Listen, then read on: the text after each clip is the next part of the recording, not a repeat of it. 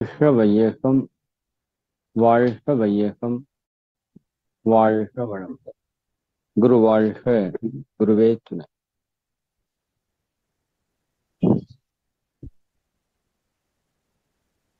வாழ்க இறைநிலை, வாழ்க பிரபஞ்சம், வாழ்க வையகம், வாழ்க வளம். அருட்பேராற்றல், அருட்பேராற்றல் இரவும் பகலும் எல்லா நேரங்களிலும் எல்லா இடங்களிலும் எல்லா தொழில்களிலும் உறுதுணையாகவும் பாதுகாப்பாகவும் வழிநடத்துவதாகவும் அமையுமாக. வாழ்க வளம், வாழ்க வளம். ஆசான் அருட்தந்தை வேதாத்திரி மகரிஷி அவர்களே நம்மோடு சுக்குமமாக நிறைந்திருந்து இன்றைய தெய்வீக நிகழ்வுகள் அனைத்தையும் மிக சிறப்பாக நிகழ்த்தி கொடுக்கிறார். எல்லாம் வல்ல அருட்பேராற்றலையும் அதன் அனைத்து தன் மாற்ற நிலைகளையும் நன்றியுணர்வோடு வணங்கியும் வாழ்த்தியும் இந்த நிகழ்வை வாழ்கவர் வாழ்கவர். அன்பர்களே, இன்று ஒரு மிக முக்கியமான ஒரு சிந்தனை. வேலை, பணி, சேவை, தொண்டு. இந்த 4 விஷயங்களும் மனிதனால் செய்யக்கூடிய செயலை குறிக்கக்கூடிய ஒரு வார்த்தைகள். ஆனா ஒரே விஷயத்த இந்த 4 விதத்திலையும் நம்மால செய்ய முடியும். அப்ப எந்த நிலையிலிருந்து நாம் அதை செய்கிறோமோ அதற்கு தகுந்த மாதிரியான பலன்களையும் நாம பெற முடியும்.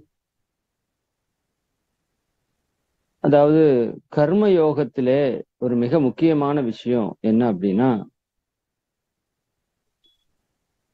எந்த ஒரு செயலை நாம் செய்யும் போதும் என்ன மனோபாவத்திலே இருந்து கொண்டு நாம் செய்கிறோம் அப்படிங்கிறது ரொம்ப ரொம்ப முக்கியமான ஒரு விஷயம்.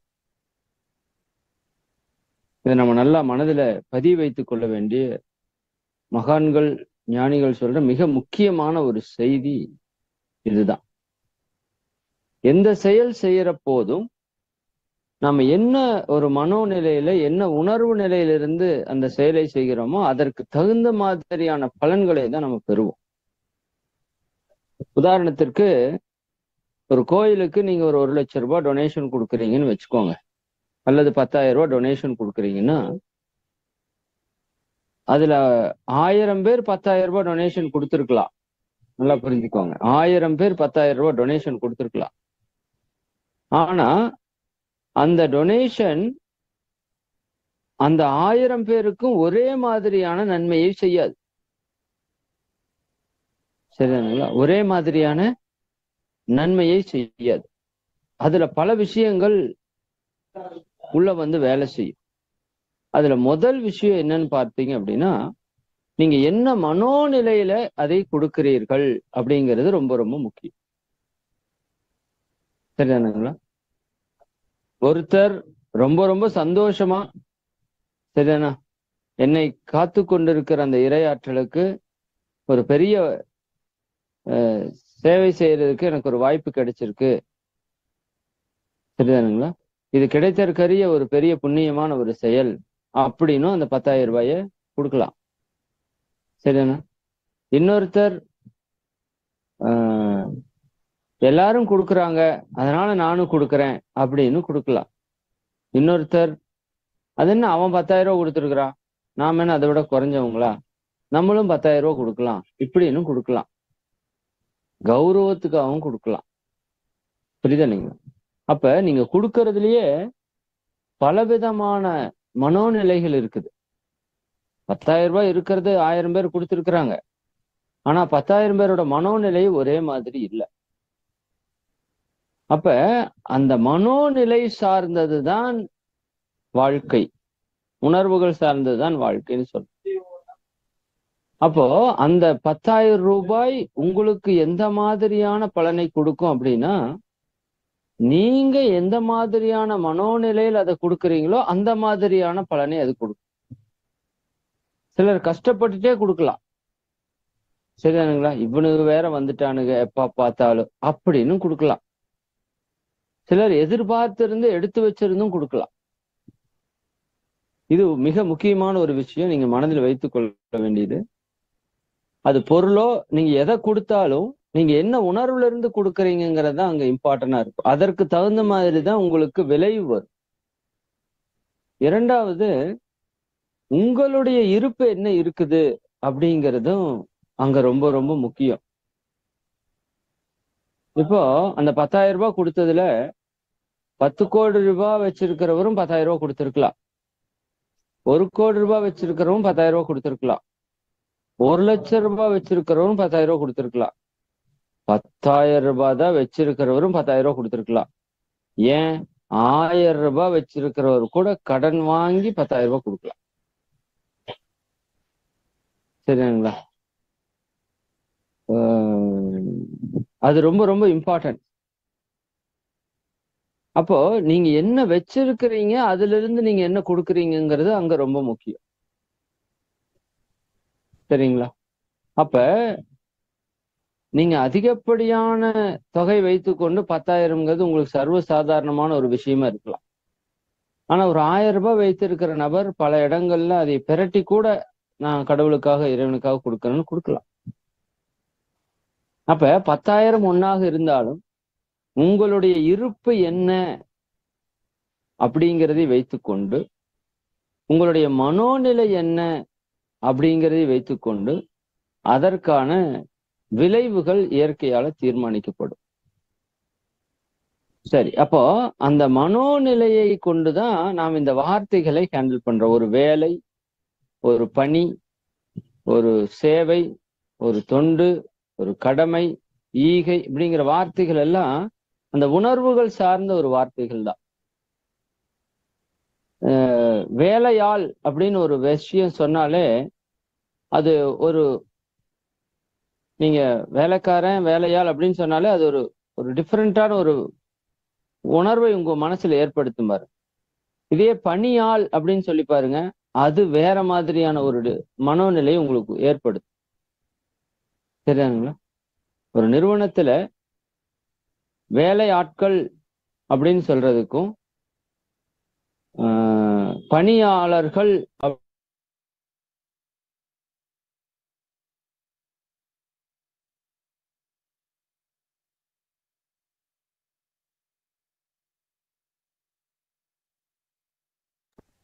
அதெல்லாமே அந்த உணர்வை ஒட்டி கொடுக்கப்பட்ட வார்த்தைகள்.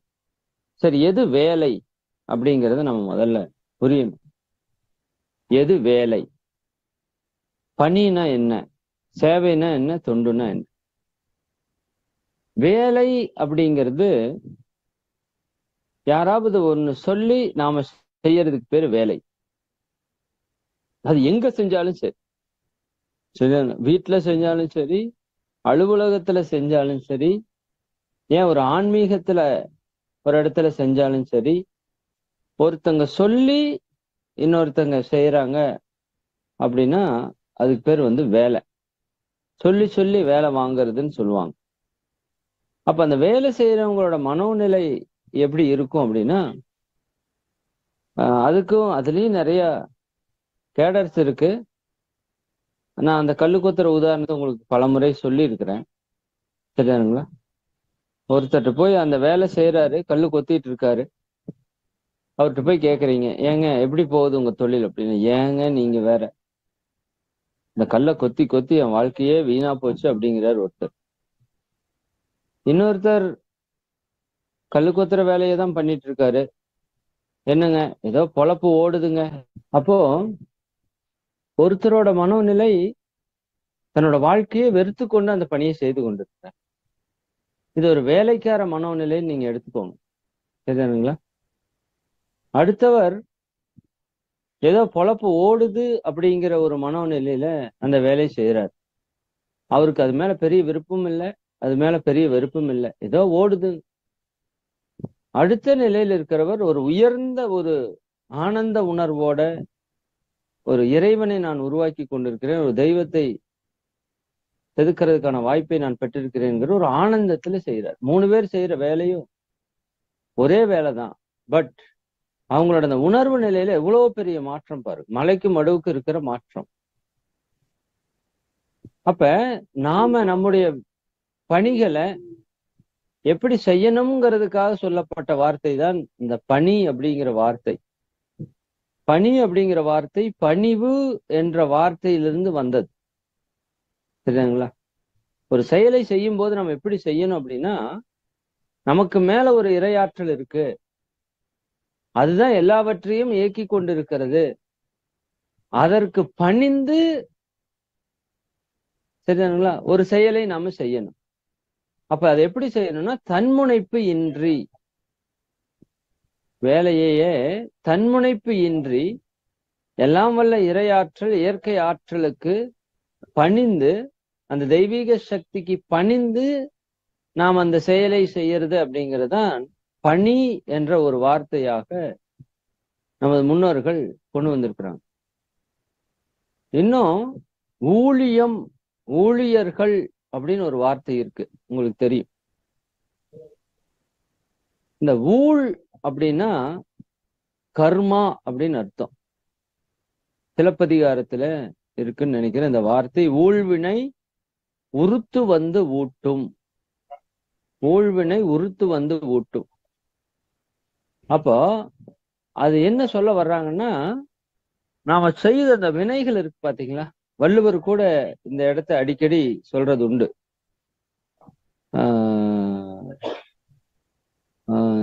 ஊழிற் பெருவழி யாவுள, ஊழிற் பெருவழி யாவுள மற்றொன்று சூழினும் தான் முந்திரும் அப்படின்னு சொல்லுவார். இந்த ஊழ் அப்படிங்கிறது நம்மளுடைய வினை. சரிங்களா? இப்ப ஊழியம் அப்படின்னா நம்முடைய வினைகளை போக்குவதற்கான செயலை செய்து கொண்டிருப்பவர் அப்படின்னு அர்த்தம். இது எத்தனை பேருக்கு இந்த வார்த்தையோட அர்த்தம் புரியும்னு எனக்கு தெரியல. சரிதானுங்களா? ஆனால் மிகப்பெரிய ஆழமான அர்த்தம் அதற்குள்ள இருக்கு. இப்ப ஊழியர்கள் என்றால் அந்த ஊழ்வினையாக வந்த வினைகளை கழிப்பதற்கான செயலை இந்த செயல் மூலமாக செய்து கொண்டிருப்பவர். இத புரிஞ்சு நாம எல்லா செயலை செய்தாலுமே நம்ம வாழ்க்கை வந்து கர்மயோகமா மாறி. சரிங்களா? அப்ப வேலை என்பது ஏதோ நாம வந்து ஒரு எக்ஸ்ட்ராவா ஒன்ன செய்யற மாதிரியும், இல்ல உன்னை பெறுவதற்காக ஒண்ணு செய்யற மாதிரி நம்ம நினைச்சு செய்யறதெல்லாம் வேலை அப்படின்னு நம்ம மனதில் வைத்துக் கொள்ளுங்க. சரிதானுங்களா? அதாவது எக்ஸ்ட்ரா மீன்ஸ், இப்போ நான் ஒரு கம்பெனிக்கு வேலைக்கு போயிட்டு இருக்கேன்னு வச்சுக்கோங்க. வேலைக்கு போயிட்டு இருக்கேன். அப்போ அங்க எனக்கு ஒரு ஊதியம் நிர்ணயிக்கப்படுகிறது. சரிதானுங்களா? ஒரு சம்பளம் நிர்ணயிக்கப்படுது. இப்ப ஆக்சுவலா இந்த சம்பளம் அப்படிங்கிறது அந்த வேலைக்கான சம்பளமா அப்படின்னு கேட்டா என்னை பொறுத்த வரைக்கும் கிடையாது. என்னை பொறுத்த வரைக்கும் கிடையாது. சரிங்களா? ஏன்னா நான் எதற்காக அங்க வேலைக்கு போறேன் அப்படின்னு மகரிஷியோடைய கான்செப்ட்ல நாம சிந்திச்சோம் அப்படின்னா, மகான்கள் என்ன சொல்றாங்க, நீ பிறந்ததுல இருந்து உன்னோட வாழ்நாள் முழுக்க இன்னைக்கு வரைக்கும் எத்தனையோ வாழ்க்கை வசதிகள், உண்ண உணவு, உடுத்த உடை, இருக்க இருப்பிடம், வாழ்க்கை வசதிகள், அனுபவங்கள், சரிங்களா? அப்ப எல்லாத்தையுமே இந்த சமுதாயத்திலிருந்து நீ கடனாக பெற்றிருக்கிறப்பா. அதான் உண்மை. சரிங்களா? நம்ம இந்த கடமையை பத்தி பேசுறப்ப இது அதிகமா பேசும். அப்ப நீ எல்லாத்தையுமே உன்னோட வாழ்க்கையில பிறந்ததுல இருந்து இன்னைக்கு வரைக்கும் எத்தனை எத்தனை விஷயங்கள் இந்த சமுதாயம் உனக்காக உழைச்சிருக்கு, கடனா கொடுத்துருக்கு. அந்த கடனை திருப்பி கொடுப்பதற்கான ஒரு வாய்ப்பு தான் இப்போ நீ செய்யக்கூடிய இந்த ஒரு வேலை அல்லது பணி எதுவானா வச்சுக்கோ. அப்ப இந்த நிலையில பார்க்கிறப்ப அந்த சம்பளம் அப்படிங்கிறது என்னை பொறுத்த வரைக்கும் இன்னும் அதிகப்படியான நாம இந்த சமுதாயத்திலிருந்து பெறக்கூடிய கடனாக எனக்கு தெரியும். அதாவது நான் வந்து இத்தனை நாள் பெற்ற கடனை அடைக்கிறதுக்காக அங்க போறேன். ஆனா அதற்கு எனக்கு ஒரு சம்பளம் கொடுக்கப்படுது. இப்ப ஏன் இந்த சம்பளம் கொடுக்கப்படுது அப்படின்னா,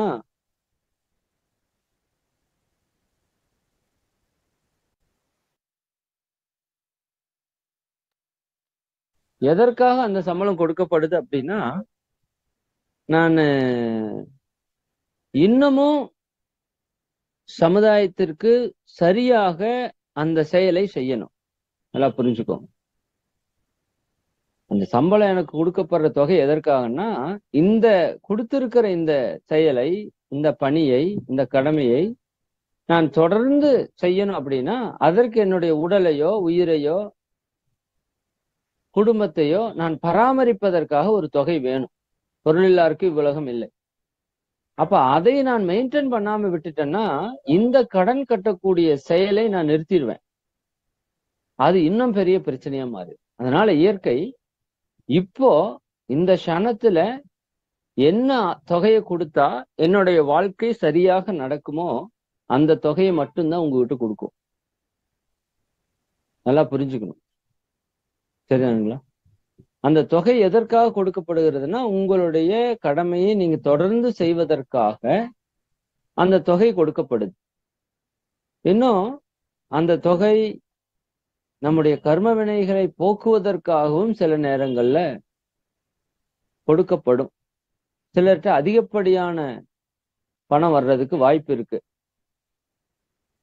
அதுல பணம் வந்துட்டாலே போதும் அப்படின்னு இன்னைக்கு சமுதாயம் முழுக்க ஒரு எதிர்பார்ப்பு. சரிங்களா? அந்த பணம் நல்லது செய்யுமா கெட்டது செய்யுமாங்கிறது நமக்கு தெரியாது. பணம் வந்துட்டா போதும் அப்படிங்கிற ஒரே மனோநிலையில் இந்த சமுதாயம் செயல்படுறதால என்ன சொல்றது, இந்த சமுதாயத்துல இப்ப வர வர ரொம்ப மோசமான ஒரு சூழல் நிலவிட்டு இருக்கு. ஒரு நீதியோ, ஒரு நேர்மையோ, ஒரு இறைக்கான ஒரு பயமோ எதுவுமே இல்லாம என்ன பண்ணியாவது பணத்தை சம்பாதிச்சிடலாம் அப்படிங்கிற ஒரு சூழலுக்கு மக்கள் வந்து தள்ளப்பட்டிருக்காங்க. இது ஒரு மிகப்பெரிய அறியாமை. இது வந்து பெரிய லெவல்ல நம்ம யோசிக்க வேண்டாம். ஒரு சாதாரண லெவல்ல கூட நீங்க யோசிக்கலாம். ஒரு சாதாரண ஒரு இட்லி கடைக்கு நீங்க போனீங்கன்னா கூட அதுல எத்தனையோ விதமான கெமிக்கலை கலப்படம் பண்ணி உணவை கொடுக்குற அளவுக்கு நம்ம பாக்குறோம். ஒரு சாக்லேட் எடுத்துக்கோங்க, சரிங்களா? ஒவ்வொரு விஷயத்தையும் நீங்க எடுத்து பார்த்தீங்கன்னா அதற்குள்ள அவ்வளவு தீமைகள், அவ்வளவு தவறுகளை செய்து எப்படியாவது பணத்தை சம்பாதிச்சிடணும் அப்படிங்கிற ஒரு நோக்கத்துல சமுதாயம் ஓடும். சரி, இப்படி நீங்க சம்பாதிக்கிறப்ப என்ன நீங்க பெறுறீங்க அப்படின்னா, அந்த பணம் உங்ககிட்ட வரும்போது அடுத்தவனுக்கு என்ன ஒரு விளைவை கொடுத்ததோ அது அந்த பணத்துக்குள்ளயும் சேர்ந்து வரும். அதனால ராமகிருஷ்ண பரமஹம்சர் வந்து காசை கையில தொட மாட்டார். ஏன்னா அது வந்து பாவத்தினுடைய அறிகுறியா அவர் பார்த்தார். பல மகான்கள் அப்படி இருந்திருக்கிறாங்க. அப்ப அந்த பணத்திலே கர்ம வினைகள் இருக்குங்கிறது இன்னும் நம்ம மக்களுக்கு இன்னும் புரியல. நிறைய பேர் அதனாலதான் பணத்தை நிறைய சேர்த்திடுறாங்க. ஆனா வாழ்க்கையில வந்து அவங்க படாத பாடுபடுறதை நம்ம பார்க்கறோம். அப்ப அந்த பணம் வந்துடுறது எதற்காக? இறைவன் நம்முடைய கர்ம வினையை கழிப்பதற்காக அந்த பணத்தையோ, பொருளையோ, சொத்தையோ, சுகத்தையோ பயன்படுத்துறான். இது நிறைய பேருக்கு தெரியாம அவற்றிலே பற்று வைத்துக்கொண்டு, அந்த பொருளிலும் அந்த பணத்திலும் பற்றை வைத்துக்கொண்டு வாழ்க்கை முழுக்க துன்பப்படுவதை நம்ம வந்து கண் கூட பார்த்துட்டு இருக்கிறோம். சரிங்களா? அப்ப நல்லா புரிந்து கொள்ளுங்க. இப்ப நம்ம கிட்ட கொடுக்கப்பட்டிருக்கிற பணமாகட்டும், பொருளாகட்டும், எதாகட்டும், இது எல்லாமே நம்ம கர்ம வினையினுடைய வெளிப்பாட்டிற்காக செயல்படக்கூடிய ஒரு விஷயம்ங்கிறத நீங்க நல்லா புரிஞ்சுக்கணும். அப்போ நாம நம்முடைய கர்ம வினையை சரியாக வைத்திருந்தோம் அப்படின்னா இந்த பொருளோ பணமோ உங்களுக்கு இன்பத்தை கொடுத்துக்கிட்டே இருக்கும். இந்த கர்ம வினை நம்மளது தீமையா இருக்கும்போது அது நம்முடைய வாழ்க்கைக்கு எவ்வளவு துன்பத்தை கொடுக்குமோ அந்த அளவுக்கு துன்பத்தை கொடுக்கும். பொருள் ஒன்றாகத்தான் இருக்கும், பணம் ஒன்றாகத்தான் இருக்கும். சரிங்களா? ஒரு சிலருக்கு 1,00,000 ரூபாய் வந்து அவங்க சந்தோஷமா அதை அனுபவிப்பாங்க. இன்னும் ஒரு சிலர் 1,00,000 ரூபாய் வந்து அதை யாராவது ஒருத்தர் வாங்கிட்டு போயிருப்பாங்க, ஆனா கொடுக்க மாட்டாங்க. 2 பேருக்கு 1,00,000 ரூபாய் வந்தது உண்மைதான். ஆனா முதல் நபர் சந்தோஷமா இருப்பார், 2வது நபர் அதை நினைத்து மிகவும் வருத்தப்பட்டு இருப்பார். அப்போ இந்த பணம் அப்படிங்கிறது நீங்க எப்படி பார்க்கணும்னா நம்முடைய பாவப்பதிவுகளை போக்குவதற்கான ஒரு கருவியாக இந்த பணத்தையோ சொத்தையோ எல்லாத்தையுமே நீங்க அப்படித்தான் பார்க்கணும். வாழ்க்கையில். அப்ப நம்முடைய கர்ம வினையை நம்ம சரியாக வைத்திருந்தோமானால் இந்த பொருளோ பணமோ இதெல்லாமே நமக்கு இன்பத்தை கொடுக்கும். இரண்டாவது, அதை எந்த வழியில நம்ம சேர்த்தி இருக்கிறோமோ அது அந்த வழிக்கான விளைவையும் தெளிவா நம்ம கிட்ட கொடுக்கும். பிறரை ஏமாற்றி, பிறரை துன்புறுத்தி, பிறரை கெடுத்து, பிறருடைய உடலுக்கோ மனதிற்கோ துக்கம் துயரத்தை கொடுத்து அப்படி ஒரு பொருள் உங்ககிட்ட வந்திருந்தது அப்படின்னா நல்லா எழுதி வச்சுக்கோங்க. அது நிச்சயமாக அது மாதிரி ஒரு பல மடங்கு துன்பத்தை உங்ககிட்ட கொடுக்காம அது வெளியே போகாது. இது இயற்கையினுடைய நியதி. சரிதானுங்களா? அதனுடைய அடிப்படையில இப்ப இயற்கை நமக்கு ரொம்ப சரியான அளவுல நமக்கு என்ன தேவையோ அதை கொடுத்துட்டே இருக்கும். சரிங்களா? ஆனா நமக்கு அந்த தேவை உணர்வுல இப்ப அதிகமான தேவை உணர்வு, ஆசை உணர்வு வந்தங்காட்டி நமக்கு எவ்வளவு கொடுத்தாலும் போதாதுங்கிற அளவுக்கு மனோநிலை வந்துட்டோம். அதை நான் பல முறை சொல்லியிருக்கிறேன். அது ஒரு பிச்சைக்கார மனோநிலை. சரிங்களா? எத்தனை கொடுத்தாலும் பத்தாது. சரிங்களா? அப்போ எல்லா இடத்துலயுமே எனக்கு என்ன வேணும் எனக்கு என்ன வேணும் கேட்கிற ஒரு மனோநிலை அதுதான் ஒரு பெக்கர்ஸ் மைண்ட் அப்படின்னு மகான்கள் சொல்லுவாங்க. சரிங்களா? நம்ம மனோநிலை செல்வந்த மனோநிலைக்கு வரணும். அப்ப இந்த கான்செப்ட் எல்லாம் உங்களுக்கு புரியணும். சரிங்களா? அப்ப ஒரு பொருளோ ஒரு பணமோ ஒரு சொத்தோ இந்த விஷயங்கள் எல்லாம் எதற்காக நம்ம கிட்ட வருது அப்படின்னா என்னுடைய கர்ம வினையை கழிப்பதற்காக வருகிறது. அப்ப என்னுடைய கர்ம வினை சரியாகிறப்ப இது எனக்கு நன்மையை கொடுக்கும். என்னுடைய கர்ம வினை சரியா இல்லைங்கிறப்ப இது எனக்கு துன்பத்தை கொடுக்கும். அப்ப வந்தது வந்து போச்சு. இனிமேல் வர்றது ஒரு பைசா உங்களுக்கு வர்றதாக இருந்தாலும் அதற்கான உழைப்பை நாம கொடுத்திருக்கிறோமா அப்படிங்கிறத நம்ம எப்பவுமே சிந்திக்கிறதுக்கு தவறக்கூடாது. சரிங்களா? யாரோ ஒருத்தர் கொடுக்குறாங்க, எதுக்கோ கொடுக்குறாங்க. நான் உங்களுக்கு பலமுறை முதலே சொல்லியிருக்கிறேன், கோயில்ல கொடுக்கிறது பிரசாதம் இல்லை, அது பிறர் சாதம் அப்படின்னு நீங்க புரியணும். இதுதான் மிகப்பெரிய ஒரு ஞானம் எனக்கு தெரிஞ்சு. அதை வாங்கி சாப்பிட வேண்டாம் நான் சொல்லல, வாங்கி சாப்பிடுங்க. பட் அதை வாங்கி சாப்பிட்டீங்கல்ல, அந்த உணவுக்கு ஒரு வேல்யூ இருக்குல்ல, அதுக்கு ஒரு மதிப்பு இருக்குல்ல, அதற்கு நீங்க திருப்பி என்ன பண்ணீங்க? நீங்க எதுவுமே பண்ணலைன்னா நீங்க அங்க பிறருடைய சாதத்தை சாப்பிட்டு ஒரு கடங்காரனா இருக்கிறீங்க. அப்ப கோயிலுக்கு ஏதாவது டொனேஷன் கொடுங்க, இல்லாட்டி நீங்க ஒரு 4 பேருக்கு சாப்பாடு வாங்கி கொடுங்க, ஏதாவது பண்ணி அந்த கடனை கழிச்சிருங்க. இந்த ஜென்மா கடனை கழிக்கிறதுக்காக வந்த ஜென்மா. அதான் அடுத்த 2 வார்த்தைகள் சேவை தொண்டு. சரிங்களா? சேவை தொண்டுங்கிறது நாம போய் செய்யக்கூடிய ஒரு விஷயம். வேலை பணி அப்படிங்கிறதெல்லாம் பிறர் சொல்லி செய்யக்கூடிய ஒரு விஷயம். சேவை தொண்டுங்கிறது நாம சென்று செய்யக்கூடிய விஷயம். நீங்க மன்றங்கள்லயே போய் அவங்க இந்த வேலை செய்யுங்க அந்த வேலை செய்யுங்கன்னு அவங்க சொன்னாங்கன்னா அது ஒரு வேலைதான். ஆனா நீங்க வாலண்டியரா போய் தன்னார்வ தொண்டு, அதுக்கு பேர் தான் என்னங்க, தன் ஆர்வ தொண்டர் அப்படின்னு பேர் இருக்குல்ல. இப்ப தானே ஆர்வத்தோடு சென்று ஐயா நான் என்ன செய்யணும், ஏது செய்யணும், இதை செய்யட்டுமா அதை செய்யட்டுமா, சரிங்களா?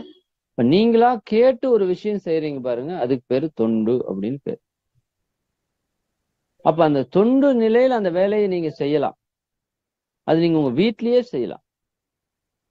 வீட்டுல நீங்க சமைக்கிறீங்க அல்லது ஒரு கம்பெனில நீங்க ஒரு பணிக்கு போறீங்க அப்படின்னா கூட நம்முடைய மனோநிலை எப்படி இருக்கணும் அப்படின்னா, இந்த உடல் உயிர் மனம் அறிவு ஆற்றல் எல்லாத்தையும் கொடுத்த இந்த சமுதாயத்திற்கு என்னால் முடிந்த செயலை நான் செய்கிறேன் அப்படிங்கிற ஒரு தெளிவு நமக்குள்ள எப்பவுமே இருக்கணும். சரிங்க? நீங்க ஒரு சமையலை கூட பண்ணலாம். நான் மறுபடியும் சொல்றேன், சமையலையே நீங்க தொண்டாக செய்ய முடியும், சேவையாக செய்ய முடியும். சரிங்களா? அதே சமயம் ஒரு ஆன்மீக அமைப்பில் இருந்து கொண்டு அதை ஒரு வேலையாக கூட நம்மளால செய்ய முடியும். அப்போ அது நம்முடைய மனோநிலை பொறுத்ததுதான் இந்த வார்த்தைகளுக்கான மீனிங் அப்படிங்கிறத நீங்க ஆழமாக புரிந்து கொண்டு நாம எந்த அளவிற்கு அதைய உணர்வுபூர்வமா செயல்படுத்தணுங்கிறத நீங்க முயற்சி பண்ணுங்க. அதுல 2 விஷயங்களை உங்ககிட்ட ஆழமா பதிவு பண்ணணும். எப்பொழுதுமே மகரிஷி அவங்க சொல்றது என்னன்னா, நீங்கள் சமுதாயத்தினுடைய சொத்து. நீங்கள் சமுதாயத்தினுடைய சொத்து அப்படிங்கிறது இன்னும் ஒரு படி மேல போயிட்டு, நீங்கள் இறைவனுடைய சொத்து அப்படிங்கிறத நீங்க முதல் புரிந்து கொள்ளணும். சரியானுங்களா? நாம எல்லோருமே இந்த இறைவனுடைய சொத்து. இந்த இறை ஆற்றலே தான் இறை துகள்களாகி, விண்ணாயி, பஞ்சபூதங்களாயி, பிரபஞ்சமாயி, அண்ட சராசரங்களாயி, ஓரறிவு முதல் 6 அறிவு வரையாயி இன்னைக்கு நீங்களாவும் நானாவும் உட்கார்ந்துட்டு இருக்கு அப்படின்னா, அந்த என்ன சொல்றது, இந்த இறை ஆற்றலே தான் நீங்களும் நானாக உங்களையும் என்னையும் உருவாக்கி காத்து உடல் உயிர் மனம் எல்லாத்தையும் கொடுத்து இங்க உட்கார வச்சிருக்கு. நல்லா புரிஞ்சுக்கோ. அப்ப இத்தனையும் கொடுத்திருக்கிறது, செஞ்சு கொண்டு வந்திருக்கிறது எல்லாமே அதுதான். அப்ப நீங்களும் நானும் சமுதாயத்தினுடைய, நான் கொஞ்சம் ஒரு ஒரு ஒரு மாற்றி சொல்லணும்னா, சமுதாயத்தினுடைய சொத்து அப்படிங்கிறத விட சமுதாயத்தினுடைய அடிமை அப்படின்னு நான் சொல்லுவேன். அப்படி நம்ம கொஞ்சம் புரிதலுக்காக சமுதாயத்தினுடைய அடிமை அப்படிங்கிறது நான் நம்மளுடைய புரிதலுக்காக சொல்றது வழக்கம். அப்போ சமுதாய அடிமை அப்படின்னு சொன்னாலும் சரி, இன்னும் மகான்கள் சொல்றது இறை அடிமை அப்படின்னு ஒரு வார்த்தை சொல்லுவாங்க இல்லையா? இறை அடியார் அப்படிங்கிற ஒரு வார்த்தை கூட இதை சார்ந்த ஒரு வார்த்தை தான். அடியேன் அப்படிங்கிற வார்த்தை நிறைய மகான்கள் பயன்படுத்துவாங்க. இப்ப நாம அந்த மனோநிலைக்கு வரணும். என்னுடையது அப்படிங்கிறது இங்க எதுவுமே இல்லை. அப்ப எல்லாமே இறை ஆற்றலுடையது தான். அப்ப இந்த உடல் இறையாற்றல் கொடுத்தது, இந்த உயிர் மனம் அறிவு எல்லாமே அந்த இறையாற்றல் கொடுத்தது. அப்ப அந்த இறையாற்றல் தான் என்னை எல்லாமே செய்ய வைத்து கொண்டிருக்கிறது. அப்ப அந்த செயலை நான் எப்படி செய்யணும் அப்படிங்கிறது நீங்க மனதில் ஆழமா வாங்கணும். நான் ஒரு மீட்டிங்ல கூட பேசினேன், உங்களுக்கு பேசினதுதான் நினைக்கிறேன் இல்லையா? அந்த தெய்வ ரகசியத்துல நம்முடைய மனமாக இருப்பது தெய்வம் அப்படிங்கறத நான் உங்களுக்கு சொல்லியிருந்தேன். எல்லாம் வல்ல இறைவனை எல்லாமாக இருக்கிறான்னா, அப்ப என்னுடைய மனமாகவும் எதுதான் இருக்குது? இறை ஆற்றல் தான் இருக்கு. அப்ப இந்த மனதை கொண்டு நான் என்ன செய்யணும்? மனதை கொண்டு நல்லது செய்யணும். அப்ப நீங்க நல்லது செய்யும் போது எது பதியும்? இறையாற்றல்ல நல்லது பதியும். அப்ப இறையாற்றல்ல நல்லது பதிஞ்சதுன்னா அது திரும்ப நன்மையாக உங்களுக்கு திருப்பி கொடுக்கும். ஆனால் பொதுவாக மனிதர்கள் என்ன பண்றோம் அப்படின்னா, இந்த மனதை கொண்டு கெடுதலை செய்யறோம். அப்ப இந்த மனமாக இருக்கிறது இறையாற்றல். நீங்க கெடுதல் செய்யும் போது பிறருக்கோ உங்களுக்கோ கூட துன்பத்தை செய்யும் போது அந்த மனதிலே துன்ப அலைகள் பதிது, பாவ பதிவுகள் பழிது. அப்ப நல்ல ஒரு வார்த்தை சொல்றேன், நல்ல ஆழமா மனதில் வைத்துக் கொள்ளுங்க. நாம் செய்யக்கூடிய ஒவ்வொரு தவறும் நமக்குள்ள இருக்கிற இறைவனிலே பாவப்பதிவை ஏற்படுத்துகிறது. அதுதான் இங்க பிரச்சனை.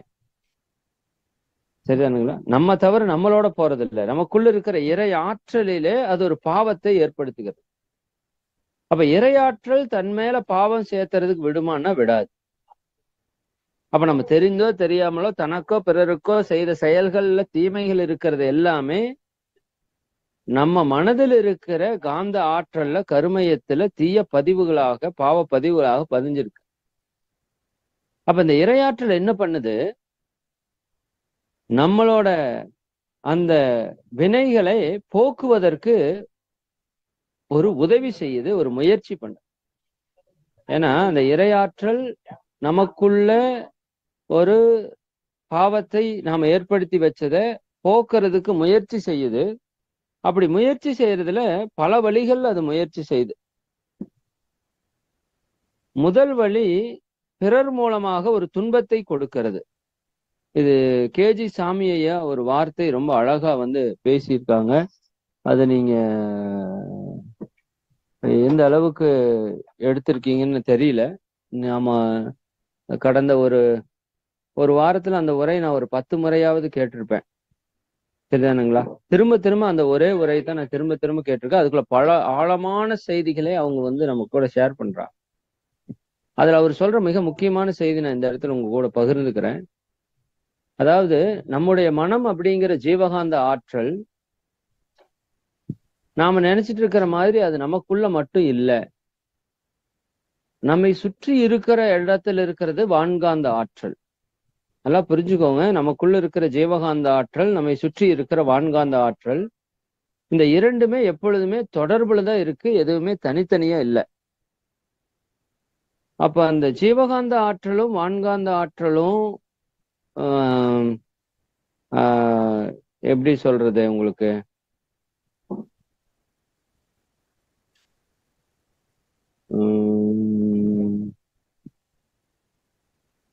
சரி அதுக்கு சரியான உதாரணம் எனக்கு கிடைக்கல, உங்களுக்கு சிம்பிளா புரியும். நம்ம உடம்புல இருந்து வெளியே வந்துட்டு இருக்கிற ஜீவகாந்த ஆற்றல் நம்ம உடம்புல இருந்து ஒரு அடி தூரத்துக்கு வெளியே வர்றது உங்க எல்லாருக்கும் தெரியும். அப்போ வான்காந்த ஆற்றல் கூட அது கலந்துதான் இருக்கு, அது தனி இது தனியா இல்லை. சரிதானுங்களா? அப்போ கரெக்டா நீங்க யோசிச்சு பார்த்தீங்கன்னா நம்முடைய மனம் அப்படிங்கிறது பிரபஞ்சம் முழுக்க இருக்கிற ஒரு சக்தியோட இணைஞ்சுதான் இருக்கு, எப்பவுமே இருக்கு, எப்பவுமே இருக்கு.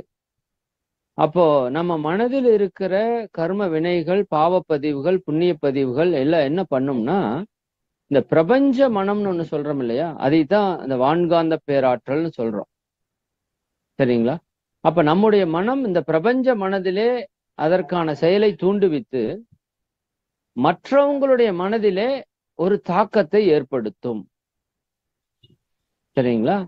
அப்ப என்னுடைய மனதிலே நான் செய்த செயல்கள் வினைகள் தீமையா இருக்கிறப்ப அந்த மனதினுடைய ஆற்றல் இந்த பிரபஞ்சத்தோட இணைந்துதான் இருக்கு, அது மற்ற நபர்களுடைய மனதிலே ஒரு தாக்கத்தை ஏற்படுத்தி அந்த கர்ம வினைகளை போக்குறதுக்கு முயற்சி செய்யும். அந்த முயற்சி தான் பிறரை நம்மை துன்பப்படுத்தக்கூடிய செயல் அப்படின்னு நம்ம சொல்றோம். நல்லா புரிஞ்சுக்கோங்க, பிறரை யாராலையும் நம்மை துன்பப்படுத்தவே முடியாது, தீதும் நன்றும் பிறதர வாராங்கிறது மாதிரி யாராலையும் நம்மை துன்பப்படுத்த முடியாது. ஆனால் நம்முடைய மனதில் இருக்கிற பதிவுல அதை தூய்மை செய்து கொள்வதற்காக என்ன பண்ணுதுங்க, அது துன்பத்தை ஏற்படுத்துறதுக்கான செயல்பாட்டை செய்கிறது அப்படின்னு புரிஞ்சுக்கணும். அவ்வளவுதான், சிம்பிள். சரிங்களா? அப்ப எனக்காக வரக்கூடிய துன்பம், யாராவது என்னை திட்டுறாங்க, யாராவது என்னை காயப்படுத்துறாங்க, என்னை குறை பேசுறாங்க, என் மேல பொறாமப்படுறாங்க, சரிதாங்க, இது எல்லாத்துக்கும் எது காரணம்? என்னுடைய மனம் அதனுடைய வினையை போக்குவதற்கு முயற்சி பண்ணுதுங்கிறது நம்ம முதல் புரிஞ்சுக்கணும் ஃபர்ஸ்ட். இரண்டாவது, அப்படி நீங்க முயற்சி பண்ணல அப்படின்னா இயற்கையாகவே அது நடக்கிறதுக்கு ஆரம்பிக்கும். அந்த துன்பம் அடுத்தவங்க மூலமா வரல அப்படின்னா நமக்கு நாமே கொடுத்துக்கிற மாதிரி ஒரு சூழல் வரும். சரிதானுங்களா? நமக்கு நாமே துன்பத்தை கொடுத்துக்குவோம். நிறைய நேரத்தில் நீங்க பார்க்கலாம், நம்ம கையை வச்சுட்டு நம்ம கண்ணு குத்துன வேலை நிறைய இடத்துல நமக்கு நடந்திருக்கும். நண்பர்களே, 3 விஷயம் மனதில் வைத்துக் கொள்ளுங்க. முதல் விஷயம், பிறர் நமக்கு துன்பம் கொடுக்கறாங்க அப்படிங்கிறது உங்களுடைய மனதில் இருக்கிற வினை பிரபஞ்சம் முழுக்க தொடர்பு கொண்டிருக்குது. அது அதனுடைய இருக்கிற வினையை நல்லதோ கெட்டதோ, இப்போ உங்ககிட்ட புண்ணிய பதிவு இருக்குன்னா ஒருத்தர் உங்களை பாராட்டுவார்.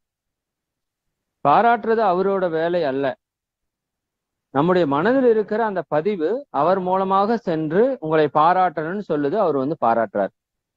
அதற்கான செயலை நீங்க சில நேரம் செஞ்சிருக்கலாம், சில நேரம் நீங்க செய்யாமே இருக்கலாம், அல்லது சின்னதா செஞ்சு பெரிய பாராட்டு கிடைக்கலாம். சரிதாங்களா? பெருசா செஞ்சு பெரிய பாராட்டு கிடைக்கலாம். இன்னும் சில நேரத்துல சிறிய தவறு செய்து பெரிய துன்பம் வரலாம், பெரிய தவறு செய்து சிறிய துன்பம் வரலாம், பெரிய தவறு செய்து துன்பமே வராம போலாம், பெரிய நல்லது செஞ்சு பாராட்டே கிடைக்காம போலாம். இதுக்கெல்லாம் என்ன காரணம்னா நம்ம கர்ம வினைகள் தான் காரணம். சரிங்களா? அந்த கர்ம வினைகள்ல எந்த மாதிரியான பதிவுகளை நம்ம வைத்திருக்கிறோமோ அதற்கு போல நமக்கு இன்பமோ துன்பமோ வருது அப்படிங்கறத நம்ம முதல் புரிஞ்சுக்கணும், ஃபர்ஸ்ட் விஷயம். ரெண்டாவது, இதை பிறர் மூலமா நம்ம கழிக்கிறதுக்கு இல்லை அப்படின்னா தனக்குத்தானே கழித்துக் கொள்வதற்கான சூழல் வரும். தனக்குத்தானே கழித்துக் கொள்வதற்கான சூழல் வரும். நாமளா போய் சில துன்பங்களை நாமளா பட்டுக்குவோம். காயை வெட்டிட்டு இருப்பீங்க, கையை வெட்டிடுவோம். சரிதானுங்களா? இது நமக்கு நாமே செய்து கொள்ளக்கூடிய ஒரு துன்பம். சரிதானுங்களா? வாய்க்குள்ள ஏதாவது போட்டு மென்னுட்டு இருப்பீங்க, நாக்க போட்டு நச்சுன்னு கடிச்சிருவீங்க. சரிதாங்களா? இதெல்லாம் நமக்கு நாமே கொடுத்து கொள்ளக்கூடிய ஒரு துன்பம். இந்த துன்பமுமே நம்முடைய கர்ம வினையை கழிப்பதற்காக நம்ம மனதில் இருக்கிற பதிவு வெளிப்படுறதுக்கான ஒரு செயல் தான் வச்சுக்கோங்க. ரெண்டாவது. மூணாவது ரொம்ப ரொம்ப இம்பார்ட்டன்ட், அதை நல்லா மனசுல நீங்க ஆழமா பதிவு வைக்கணும். மூணாவது, ஒருத்தன் பிறரையும் தூண்டி துன்பத்தை எடுக்கல, தானும் போய் துன்பத்தை கொடுக்கல அப்படின்னா இறைவன் என்ன பண்ணுவான்னா, அவனுக்கு கர்ம வினை போக்கணும் அப்படிங்கிறது தான் அவன் ஒரே தாட்டு. அப்ப அவன் என்ன பண்ணுவான்னா, சில விபத்துகளை ஏற்படுத்துவான். இந்த விபத்து அப்படிங்கிறதுக்கான விளக்கம் ஐயா அவங்க ரொம்ப அருமையா சொல்லியிருந்தாங்க.